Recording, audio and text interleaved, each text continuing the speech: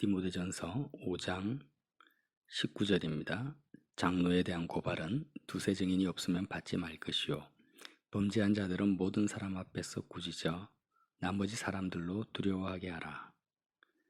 자, 24절 읽겠습니다. 어떤 사람들의 죄는 밝히 드러나 먼저 심판에 나아가고 어떤 사람들의 죄는 그 뒤를 따르나니 이와 같이 선행도 밝히 드러나고 그렇지 아니한 것도 숨길 수 없느니라. 자, 오늘은 교회의 지도자인 장로, 말씀을 전하는 장로를 이제 목회자라고 하고요. 잘 다스리는 장로는 지금 우리 교회에서 말씀하시는 행정, 시무 장로님들을 말하는 거죠. 그들을 아주 존경해야 되고 특히 목회자들에 대해서는 두 배나 존경해야 된다. 특히 존경해야 된다. 이렇게 언급을 하고 있어요. 그러나 그럼 교회 지도자들이 잘못했을 때는 어떻게 할 것이냐? 두세 증인 이상의 그 증인이 있어야만이 장로에 대한 고발을 받아들여라. 모세 율법도 두 사람 이상의 증인이 있어야 됩니다.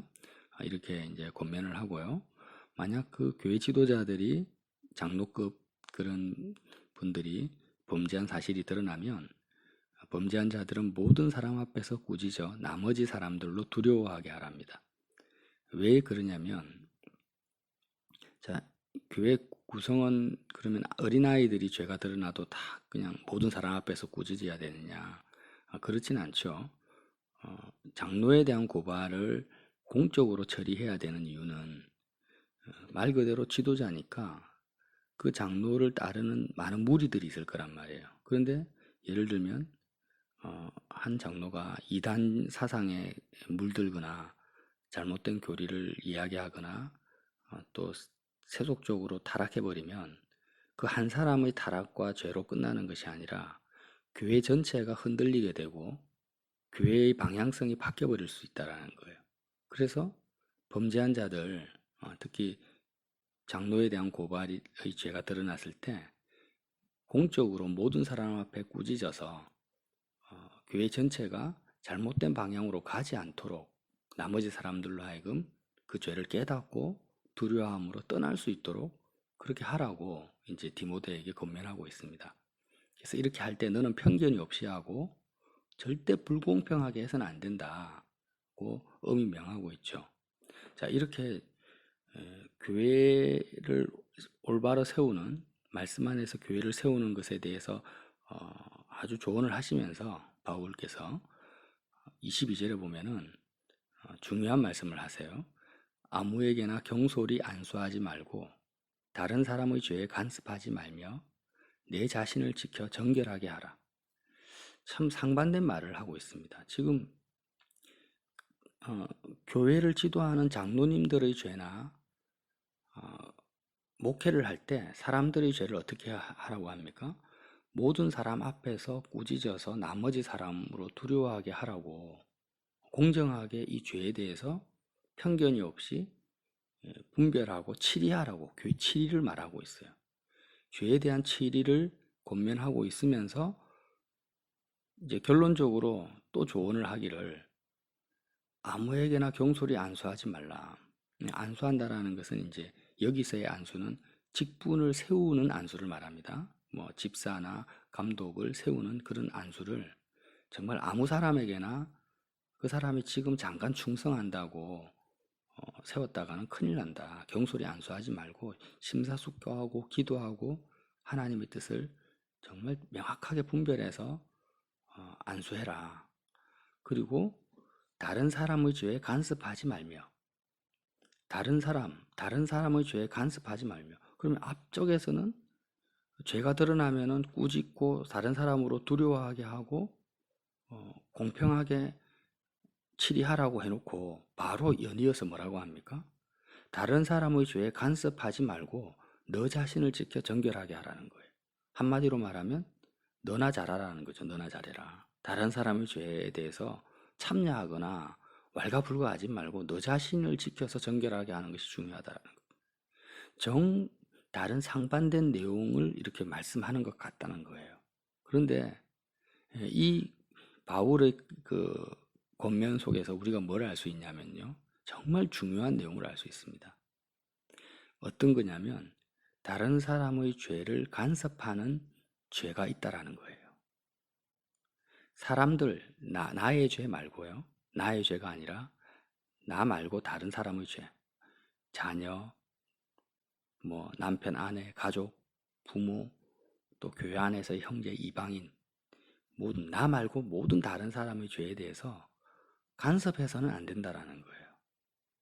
이 말이 무슨 말씀이냐? 우리가 지금 신문을 읽으면 대통령이 정치를 잘할 때도 있고 못할 때도 있고 국회의원도 마찬가지죠. 그러면 신문 기자들이 쓰는 모든 기사 내용이 뭡니까? 거의 대부분 다른 사람의 죄를 간섭하는 내용이에요. 참여하는 거죠. 이게 옳다, 뭐 그러다. 그런 것을 당연하게 생각합니다. 또 부모들도 그렇죠. 자녀를 가르쳐야 된다. 가르쳐라고 성경에 기록되어 있으니까 자녀의 잘잘못을 지적하고 가르치는 것을 교육이라고 생각하고 또 당연히 그렇게 자녀의 죄를 간섭하고 있습니다. 그러나 성경은 가르치는 것과 다른 사람의 죄를 간섭하는 것을 구분하고 있다는 거예요. 그게 같은 내용이 아니라는 것입니다. 자, 우리가 디모데전서에서 유일한 중보자 되시는 분은 오직 예수 그리스도 한 분이라고 했어요. 왜 주님이 하나님과 사람 사이에서 유일한 중보자이시냐? 사람의 죄 때문입니다. 이 사람의 죄의 문제에 있어서는 그 누구도 그의 죄가를 대신하거나 죄를 감소시키거나 용서할 수 있는 권세를 가진 사람은 없습니다. 오직 예수님 외에는 어떤 사람이라 할지라도 그 사람의 죄에 대한 죄를 사하시고 그 대가를 짊어지실 분은 예수님밖에 없는 거예요. 결국에는 다른 사람의 죄를 간섭할 수 있는 분은 누군가? 예수님 외에는 없다라는 거예요. 이 사상과 이 복음의 내용이 이 바울과 디모데의 내리 속에는 깊이 박혀 있습니다. 심지어는 나 자신의 죄도 마찬가지죠.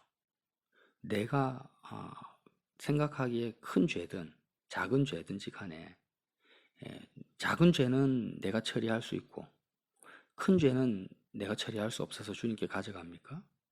그렇지 않죠. 아무리 지극히 사소하게 여겨지는 죄라도 나 자신의 죄라도 내가 처리할 수 있는 죄는 없습니다. 모든 죄는 나의 죄도 주님만이 중보자가 되셔야 되고 주님의 그 십자가의 보혈의 능력으로 그 공로로만이 내 죄가 사함을 받는다라는 거예요. 그래서 주님이 유일한 중보자이신 거예요. 그럼 이런 성경적 관점, 복음의 관점으로 본다면 나도 아니고 내 몸에서 난 자녀라 할지라도 다른 사람이라는 거예요. 내 죄가 아니니까. 그러면 그 자녀의 죄에 대해서 내가 간섭하게 되면 그것이 뭐가 되냐? 다른 사람의 죄를 간섭하는 죄를 짓는 거예요. 그 말씀을 하고 있습니다. 하물며 교회의 장로들의 죄를 어떻게 다뤄야 될지를 권면하고 있는 거죠. 자, 다시 한번 말씀을 드릴게요. 우리가 정말 여기서 중요한 포인트를 놓쳐서는 안 되는데 사람을 가르치는 것과 다른 사람의 죄를 간섭하는 것은 다릅니다. 보통 어떻게 인식을 하냐면 그 상대방의 죄를 간섭하는 것을 가르치는 것으로 착각하고 오해하고 하나님의 뜻을 행한다고 생각하는 거예요. 그렇지가 않죠. 내가 다른 사람의 죄를 간섭한다는 것은 뭐냐? 내가 주체가 되어서 이래라 감나와라 배나와라 하는 거예요. 예를 들면 우리가 설교를 많이 듣고 복음의 진리를 깨닫게 되면은 내가 잘못 살아왔다라는 것을 알게 됩니다. 나는 옳다고 생각했는데 정말 우상숭배자였고 기복신앙인이었고 죄가 뭔지도 모르고 그렇게 살아온 내 모습을 많이 발견하게 된다라는 거예요. 진리를 많이 알수록. 자, 그렇게 되면 내 아내나 같이 살고 있는 자녀들을 볼 때 그것을 가르치고 싶은 거예요. 그렇게 하는 게 아니야. 그건 잘못된 거야. 나도 그렇게 잘못 살았어. 이렇게, 왜냐하면 죄인지도 모르고 여전히 복음을 깨닫지 못하는 상대방은 죄인지도 모르고 여전히 그렇게 사니까 답답하잖아요. 답답하고 안타까우니까 당신 그렇게 기도하는 것은 예를 들면 그런 거예요.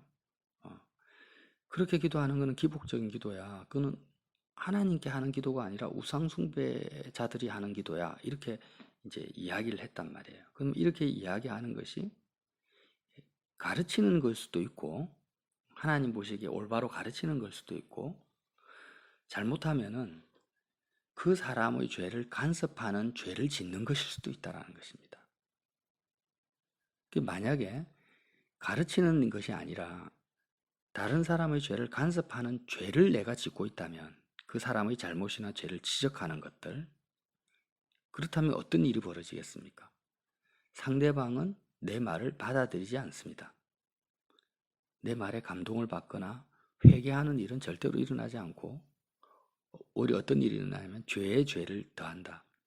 불 붙은 곳에 기름을 붓는 것 같은 결과를 얻게 된다는 거예요. 그래서 하나님의 그 평강과 은혜의 역사는 나타나지 않고 오히려 분쟁과 다툼과 더 분란만 일어난다는 것입니다. 이런 실수를 얼마나 많이 저도 범하고 살았는지 몰라요. 왜 그렇습니까? 오늘 디모데전서 5장 말씀을 깨닫지 못해서 그래요. 자, 나 자신의 죄도 내가 어떻게 할 수 없는 거예요. 그러면 내 죄가 발견될 때마다 나는 어떻게 해야 됩니까? 내 힘으로, 내 의지로 한번 고쳐봐야 되지. 다시는 죄를 짓지 말아야지. 이렇게 한다고 해서 죄를 안 짓는 게 아니죠. 육신이 연약합니다. 사망의 몸에 거해 있습니다. 그러면 우리는 이 죄를 가지고, 죄의 문제를 가지고 나 자신의 죄도 십자가의 주님께 가지고 나아가야 되지 않습니까? 그리고 유일한 중보자 되신 그 주님과 주님으로 말미암아서 이 죄의 문제가 해결되어지는 은혜를 날마다 경험하고 사는 거예요. 이게 복음이죠. 그러면 내 몸도 아니고 타인의 죄, 자녀든지 남편이든지 아내든지 이 죄를 내가 본다고 해도 깨닫지 못하는 것도 죄입니다. 죄라는 것은 꼭 도덕적인 윤리적인 것이 아니라 자기가 옳다고 생각하고 행하는 많은 행위들이 실상은 끔찍한 죄들이 있을 수 있다는 거예요. 그래서 그걸 깨닫게 해주려고 가르치는데, 그것이 상대방 입장에서는 자신을 정죄하는 것이고 자신의 죄에 간섭하는 죄를 내가 범하고 있는 상태일 수 있다는 거예요. 그러면 더 큰 마귀 역사가 나타납니다. 성령이 역사하지 않습니다. 왜? 내가 죄를 범하고 있기 때문에. 다른 사람의 죄를 간섭하는 죄를 내가 범하고 있는데 어떻게 나를 통해서 성령이 역사하시겠습니까? 이것을 어떻게 도대체 분별해야 되느냐? 똑같죠. 우리가 타인의 죄, 어리석음을 발견할 때마다 오직 예수님만이 그 사람의 죄의 문제를 해결할 수 있다는 것을 명심해야 된다는 거예요. 내 죄뿐만이 아니라. 그래서 오버하지 말고 교만해져서는 안 됩니다. 절대 우리는 교만해져서는 안 돼요. 어떤 죄든지 죄의 문제에 대해서만큼은 바울과 디모데의 관점은 뭐냐면 오직 예수님이 간섭하셔야 되고 예수님이 중보자로 서셔야만이 그 사람이 깨닫는 것부터 시작해서 회개하는 데까지 이룰 수 있다라는 그 개념, 복음을 가지고 있었다라는 것입니다. 이 단순하고 명확한 진리를 너무나 많은 그리스도인들이 놓치고 어떻게 합니까? 다른 사람의 죄를 간섭하는 죄를 계속 범하면서도 자신은 잘하고 있다라고 생각합니다. 핍박을 받고 있다고 생각하는 거예요. 그래서 지금 태극기 부대나 아니면 이렇게 대통령의 죄와 위정자들의 죄를 분노하면서 데모하고 또 집회를 하는 많은 분들을 다시 한번 자신의 모습을 돌아봐야 됩니다. 촛불 집회도 당연하고요. 내가 지금 정말 예수님, 유일한 중보자 되신 예수님 앞에 그 대통령이나 위정자들의 죄를 내가 간섭하는 것이 아니라 주님이 그들의 죄에 대해서 어떤 마음을 품고 있는가? 주님의 입장은 무엇인가? 나는 주님의 몸으로서 나는 무엇을 하고 있는가? 어떻게 쓰임 받고 있는가? 쓰임 받으려면 어떻게 해야 됩니까? 오늘 말한 것처럼 일단은 다른 사람의 죄를 간섭하지 말고 너 자신을 지켜 정결하게 하라.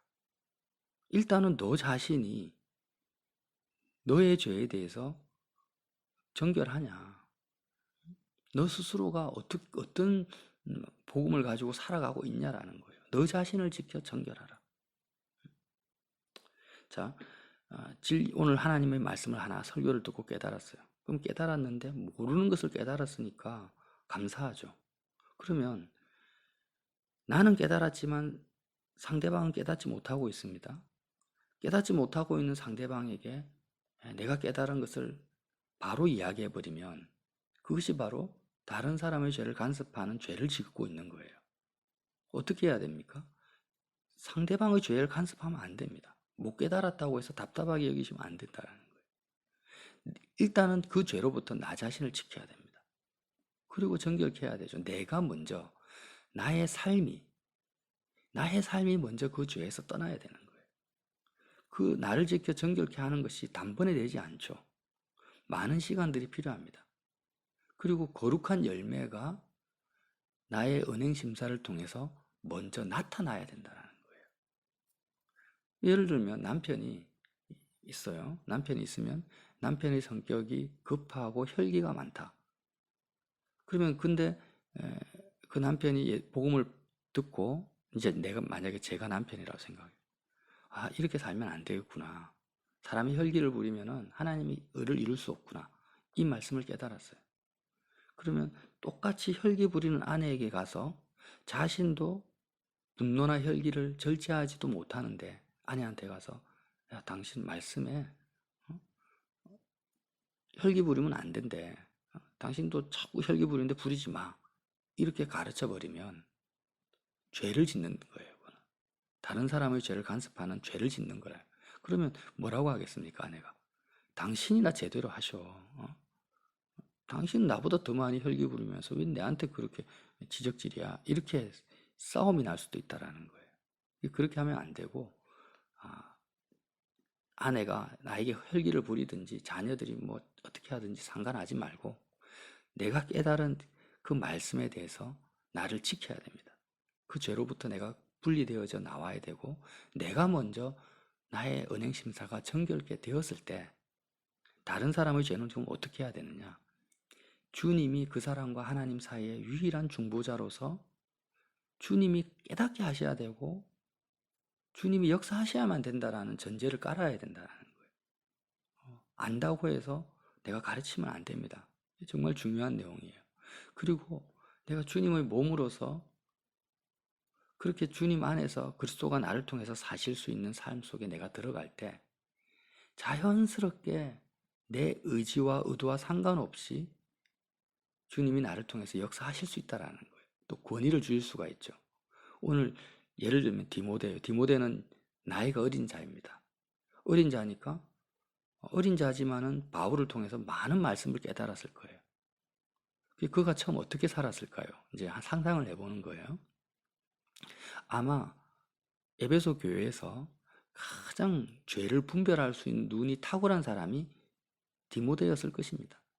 그러나 그가 바울에게 안수를 받고 교회의 지도자로 사도권을 대신하는 그런 감독과 직사까지 세울 수 있는 그런 지도자로 세워지기 전까지는 아마 어떤 사람의 죄도 감독이나 집사의 잘못도 치리하거나 지적하거나 분별하는 일을 하지 않았을 거라는 거예요.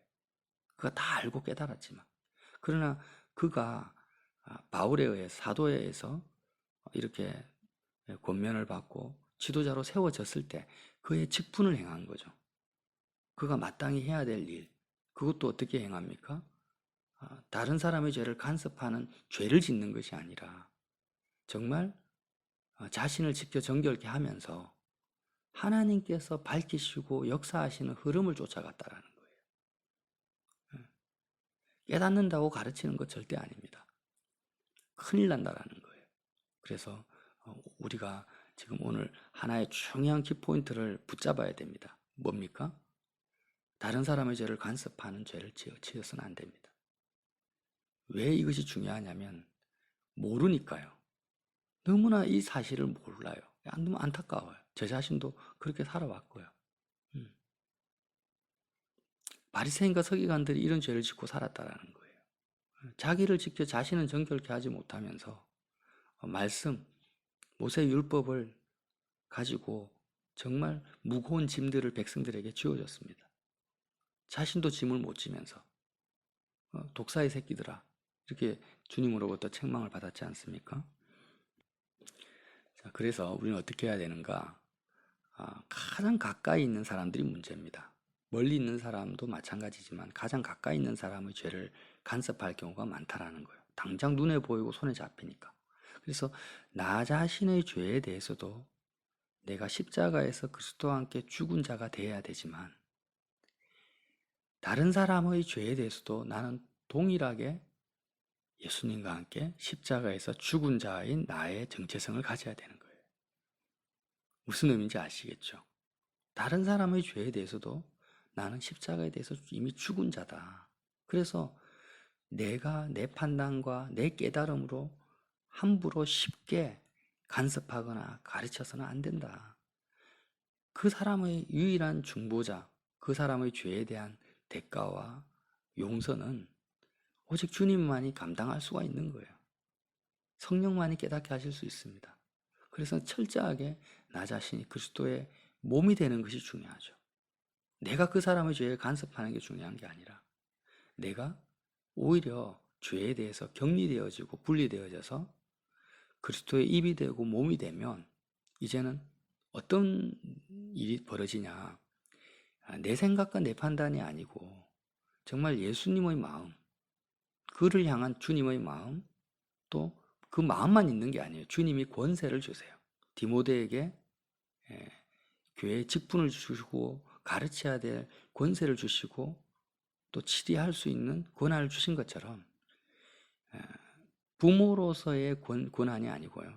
예를 들면 자녀라면 그리스도의 권세를 가진 부모가 된다는 거죠. 그리스도의 몸이 되면 그렇게 되었을 때 정말 절제하면서 주님이 하게 하시는 말만 하는 거예요. 그렇게 되기까지의 과정이 쉽지가 않다라는 거예요. 나무가 열매를 맺기까지 단번에 열매를 맺지 않는 것처럼 어떤 말씀의 씨앗이 내 마음에 떨어지면 그 씨앗이 나무가 되어서 열매를 맺기까지는 나 자신을 지켜 나를 지켜서 스스로 정결케 하고 해야 되는 그 기간들이 적지 않습니다. 이런 과정들을 거치지 않고 계속해서 그냥 말씀을 깨닫는 것만으로 마음으로 손가락질하거나 정죄하거나 그냥 인간적인 안타까운 마음으로 함부로 깨달은 말씀을 나누어서는 안 된다는 거예요. 그래서 함부로 우리가 진리를 말하는 것도 조심해야 됩니다. 많이 깨닫는 것이 독이 될 때가 있죠. 아는 것이 힘이 돼야 되는데 모르는 것이 약이 될 때가 있다는 거예요. 바로 오늘 이 내용을 말하고 있는 것입니다. 자, 24절에 보면 어떤 사람의 죄는 밝히 드러나 먼저 심판에 나아가고 어떤 사람의 죄는 그 뒤를 따르나니 이와 같이 선행도 밝히 드러나고 그렇지 아니한 것도 숨길 수 없느니라. 자, 무슨 말씀이냐면 모든 사람의 죄는 결국에는 다 심판받게 되어 있다라는 거예요. 어떤 사람의 죄는 미리 드러나서 사람들로부터 비판을 받기도 하고 정죄를 받기도 하고 어떤 사람의 죄는 드러나지 않아요. 어쩌면은 이 땅에서는 영원히 드러나지 않은 상태에서 죽을 수도 있습니다.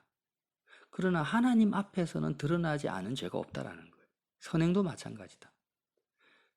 모든 사람의 죄는 작은 죄든 큰 죄든 하나님 앞에서는 하나도 잃어버린 바가 되지 않습니다. 하나님이 모든 것을 심판하십니다. 나의 아무리 은밀하게 지은 죄라 할지라도 하나님은 그걸 간과하지 아니하시고 놓치지 아니하시고 다 심판하신다라는 거예요. 그 하나님의 공의와 심판을 벗어날 수 있는 유일한 길은 그리스도의 십자가밖에는 없어요. 예수님의 피밖에는 없습니다. 그거 외에는 왜 예수님의 피밖에 없느냐? 하나님이 관과하시는 것이 아니라 주님이 대가를 정당하게 지불하시기 때문에. 주님이 대가를 정당하게 지불하셨다라는 거예요. 십자가는. 모든 사람은 다 자신의 죄에 대한 대가를 지불해야 된다라는 것. 거기서 벗어날 수 없다라는 것을 바울은 알고 있습니다. 그러면 한번 생각해 보세요. 우리가 권력이 있는 정치인들이나 그런 재벌들의 비리를 봤을 때 그것을 드러내놓고 백성들이 스스로 심판하려고 애를 쓰는데 그럴 필요가 없다라는 거죠. 왜?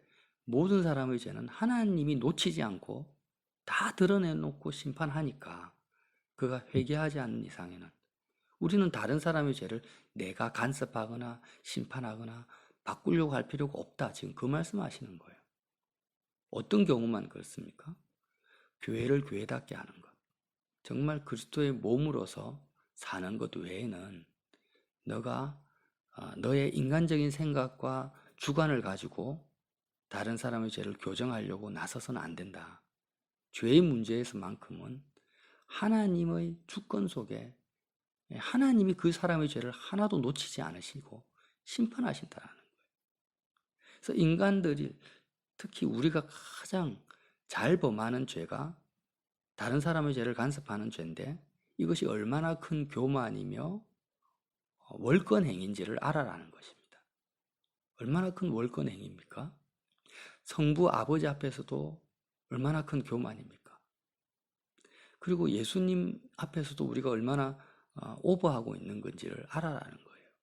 그리고 겸손하게 엎드려서 너 자신부터 먼저 너 자신을 지켜 정결케 하라. 이 내용을 결론적으로 바울께서 말씀하고 있습니다. 저와 여러분 이 아침에 아주 귀한 내용입니다. 다른 사람의 죄를 간섭하는 죄를 얼마나 많이 짓고 살아왔습니까? 가르치는 것과 죄를 짓는 것, 간섭하는 죄를 짓는 것의 차이점. 예수 그리스도 그분이 개입하시냐 안 하시냐 여기에 달려 있습니다. 저와 여러분이 죄를 짓는 것이 아니라 정말 그리스도의 몸으로서 복음을 전할 수 있는, 복음을 전하기 위해서 어떻게 해야 된다고요? 거룩한 열매를 먼저 맺어가는 믿음 있는 하나님의 자녀로 오늘도 출발하시기를 예수님 이름으로 빌어드립니다.